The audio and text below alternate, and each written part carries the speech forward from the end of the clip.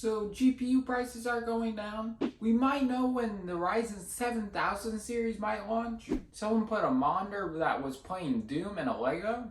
Intel's Arc finally has had its first review. Intel Raptor Lake might support DDR4. Also, Windows blocked downloads in Russia. So GPU prices are finally starting to go down. We've all been waiting for this day. I mean, they're not completely back to normal, but they're so close. 3D Center has confirmed that the prices of current gen GPUs in Germany and Austria have on average come back down to MSRP after spiking all the way up to $318 in May of 2021. The Radeon RX 6000 cards have dipped around 8% lower than the MSRP, and then RTX 3000 series are staying around 2% above. Since the cryptocurrency crash, there's a lot of GPU prices that are starting to go down, and finally we can get our hands on some GPUs. But the real question is, should you buy now or should you wait for the RX 4000 series to come out? Then also there were some leaks of an AMD presentation showing off AMD planning to launch their first Ryzen 7000 processors along with the AM5 motherboards on September 15th.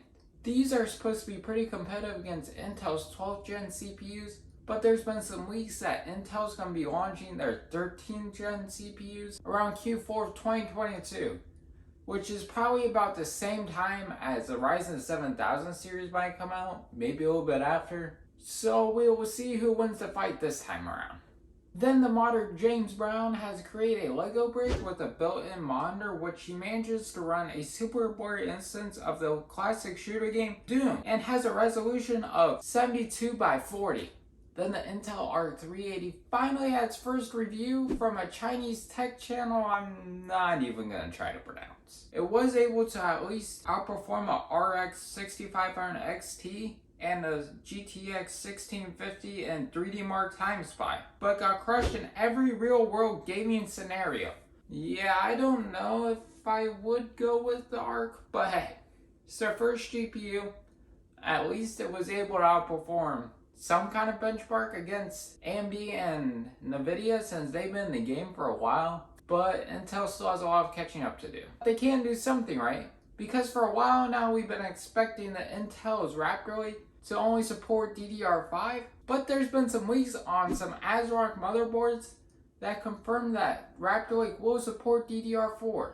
Intel wasn't a big fan of keeping DDR4 around another generation, but I think they're doing the right thing, and it only makes sense since they will nearly have the same architecture and the same chip socket, so why not? And we can save a few pretty pennies waiting for DDR5 to get cheaper, which one day it will. Then Microsoft may have blocked Windows 10 and 11 downloads in Russia. At least that's what a lot of the people on the internet make it seem like. But Microsoft hasn't come out and said that they did block users from Windows 10 and 11 downloads. This also would make sense because a few days ago, they made a post about how they are trying to help Ukraine fight back against Russian cyber attacks. But anyways, that's it for this week's tech news. Come back next Saturday, not Friday, Saturday for tech news, and I'll catch you guys there.